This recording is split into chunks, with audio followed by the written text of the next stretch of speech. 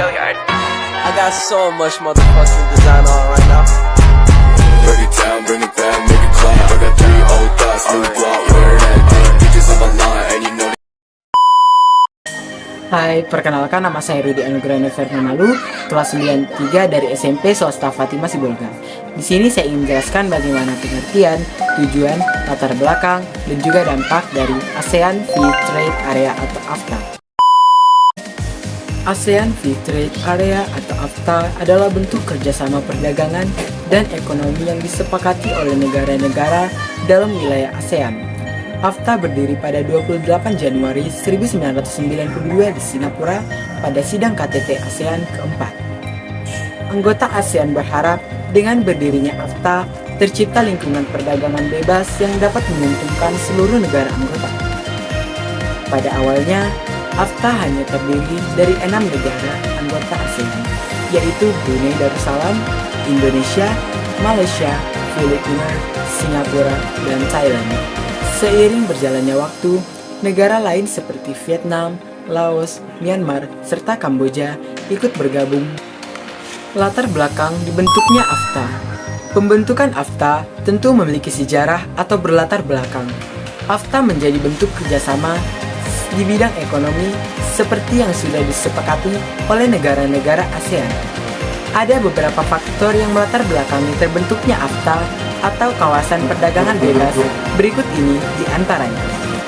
Yang pertama, munculnya isu-isu ekonomi setelah tantangan politik dan militer yang dihadapi ASEAN berakhir pada masa Perang Dingin saat itu.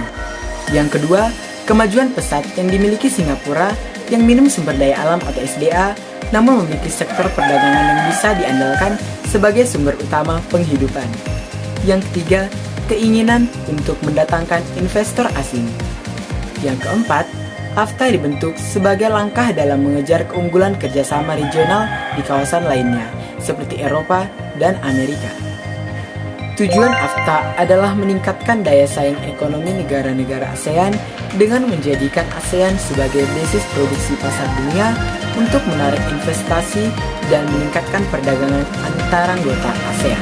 Dalam kesepakatan, AFTA direncanakan berkoerasi penuh pada 2008, namun dalam perkembangannya dipercepat menjadi tahun 2003. Mekanisme utama untuk mencapai tujuan di atas adalah skema Common Effective Preferential Tariff atau CAPT yang bertujuan agar barang-barang yang diproduksi di antara negara ASEAN yang memenuhi ketentuan setidak-tidaknya 40% kandungan lokal akan dikenai tarif hanya 0-5%. AFTA dicanangkan dengan instrumen CAPT yang dikenalkan pada Januari 1993. Pada 2002, ASEAN mengemukakan komitmen utama di bawah CAPT. AFTA meliputi 4 program. Yang pertama, ada pengurangan tingkat tarif dalam perdagangan secara efektif, dana sama di antara negara-negara ASEAN sehingga mencapai 0-5%.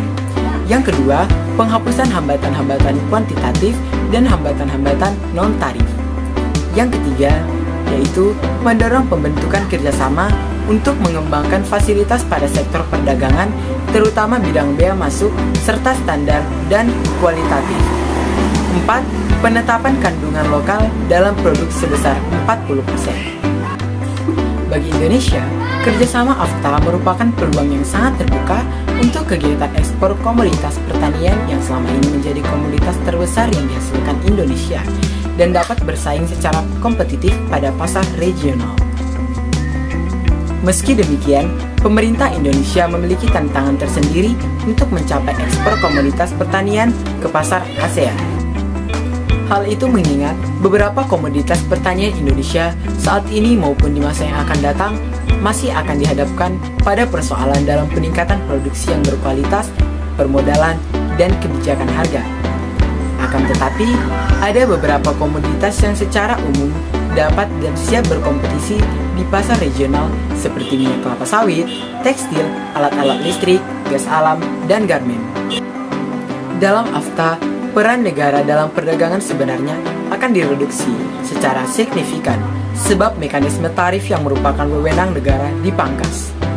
Itulah mengapa diperlukan perubahan paradigma yang sangat signifikan, yakni dari kegiatan perdagangan yang mengandalkan proteksi negara menjadi kemampuan perusahaan untuk bersaing. Apabila secara politik dan hukum Indonesia sudah mulai siap melakukan kompetisi perdagangan, AFTA akan sangat mempengaruhi perekonomian negara secara signifikan. Yang perlu ditekankan ialah penguatan kualitas barang dan hukum yang mengikat ekspor-impor di Indonesia. Oke, sekian video kali ini. Semoga bermanfaat dan tetap semangat belajar.